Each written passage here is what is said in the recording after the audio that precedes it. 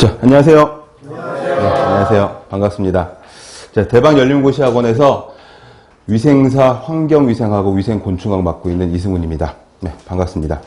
우선 수업 들어가기 전에 앞서서 먼저 간단하게 딱 두 가지만 먼저 말씀을 드리고 그리고 진도를 나가도록 하겠습니다. 첫 번째는 위생사 시험에 합격할 수 있는 그런 출제 경향을 파악하는 거 하고, 그다음 두 번째는 어떻게 하면 합격할 수 있는지 그 방법을 가르쳐 드리도록 하겠습니다. 첫 번째는 출제 경향에 대해서 말씀을 드리겠습니다. 이게 문제가 공개되지 않는 문제고 국가고시다 보니까 가격도 비싸고 응시하는데 중요도도 꽤 있는 그런 시험인데다가 더더군다나 만만하게 볼 수 없는 것이 합격률이 굉장히 낮은 국시 중에 하나입니다. 아마 국시 중에서 국시원에서 보는 국가고시 중에서 아마 합격률이 가장 낮은 걸로 알고 있어요. 최근 10년간 합격률 평균이 47%를 넘지 않고요.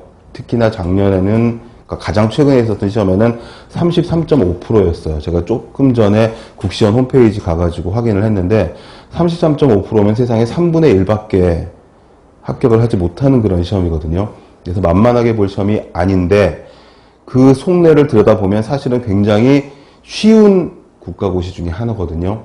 그래서 제가 파악하기로는 제가 10년 넘게 위생사 강의를 하고 환경위생 강의를 하고 제가 환경과에서 학생들을 가르치고 있으면서 그 다음에 위생곤충학도 10년 넘게 가르치고 있으면서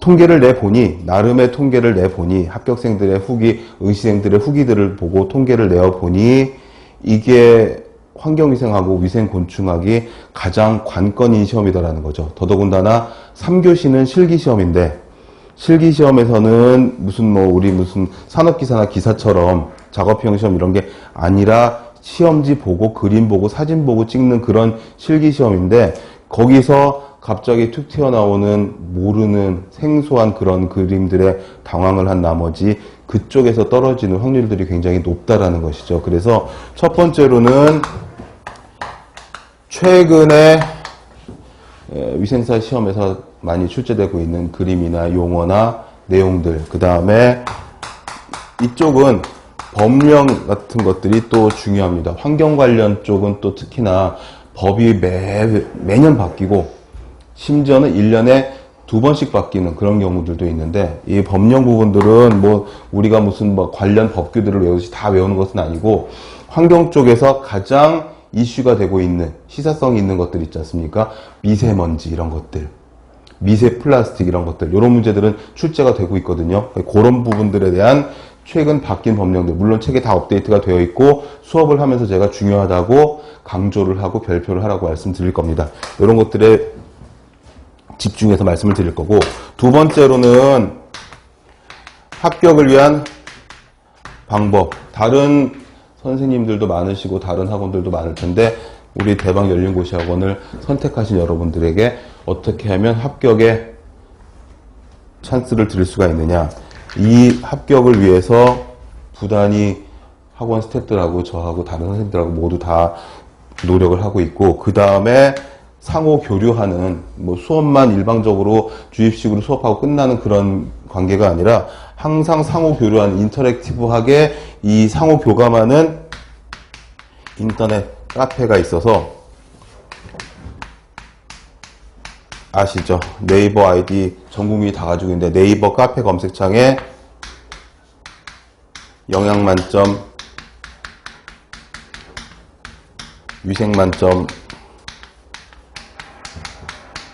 요렇게 검색을 하셔가지고 들어오시면 바로 가입하시고 다른 등업 절차 필요 없이 활동이 되시고, 게시판마다 다 선생님들이 상주에 계시는데 특히 제가 가르치고 있는 환경위생이랑 위생곤충학은 필기, 실기 다 들어있고 가장 비중이 높은, 위생사 업무에서도 환경위생이 가장 비중이 크거든요. 그래서 제가 운영은 학원에서 그 다음에 게시판, 질문 게시판에 답변을 달아드리고 해설을 해드리는 거는 제가 직접 주기적으로 들어가서 달아드리고 있으니까 강의가 끝나고 나서도 시험 보기 전까지 공부를 하시다가 안 풀리는 문제가 있다거나 궁금한 이론이 있다거나 이해가 잘 안 되는 부분들이 있으면은 언제든지 편하게 올려주시면 제가 수시로 답변을 달아드리고 있습니다.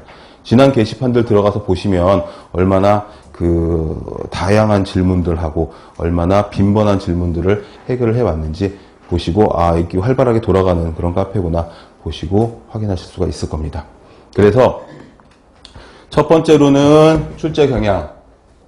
이 교재는 제가 맡은 과목은 제작에 참여해서 제가 한자 한자 다 꼼꼼히 체크를 해서 만든 교재고, 이 최신 출제 경향에 맞춰서 최신 출제 용어들에 맞춰서 이런 말은 좀 그렇지만 시중에 나와 있는 다른 교재들은 옛날 용어들 이런 것들을 답습하는 교재들이 되게 많아서 표지에만 연도를 바꿔가지고 출판한 책들이 많이 있어요. 그래서 좀 안타까운 상황이긴 한데 저희 교재는 그렇지 않고 매년 개정을 하고 매년 업데이트가 되는 그런 교재이기 때문에 이 교재로 공부를 같이 하시고 최신 시사적인 법령이라든지 아니면은 시사적인 이슈 같은 정책 같은 것들을 말씀드리고, 그 다음에 합격을 위해서 이 환경 쪽하고 곤충 쪽은 다른 과목이랑 또 달라서 이쪽 관련 전공자가 아니시면은 용어 자체가 어색하신 부분들이 굉장히 많이 있습니다. 그래서 용어가 어색하고 용어가 머릿속에 빡빡 들어오지가 않으면은 진도가 잘 안 나가거든요. 해서 어려운 용어나 잘 쓰이지 않는 용어 자체만 알아도 해결되는 부분들이 굉장히 많이 있습니다. 3분의 1밖에 합격하지 못하지만 합격을 위해서 그렇게 많은 노력이 필요하지 않은 그런 쉬운 과목들이기 때문에 깊게 들어가지 않아도 되는 그런 내용들, 용어들을 꼼꼼히 설명을 해드리면서 쉽게 강의를 들으시는 여러분 전부 다 모두 합격을 하실 수 있도록 노력을 하도록 하겠습니다. 자, 240페이지 환경위생부터 진도를 나가도록 하겠습니다. 여기가 첫 번째 환경위생 파트인데요. 공기위생관리가 처음에 나옵니다. 자, 공기위생관리는 거기 대기 환경관리부터 시작을 하는데요. 대기의 수직구조. 이거는 여러분들 아시다시피 예전에 저희 때는 지구과학이라고 했었는데 이게 과학과목이죠. 완전히 과학과목인데 여기 보시면 대기의 수직구조 해가지고 자주 쓰이지 않는 용어들이 나옵니다. 대륙권, 성층권, 중간권, 열권 해가지고 우리가 여기서 공부해야 되는 거는 대륙권과 성층권이 거의 답니다.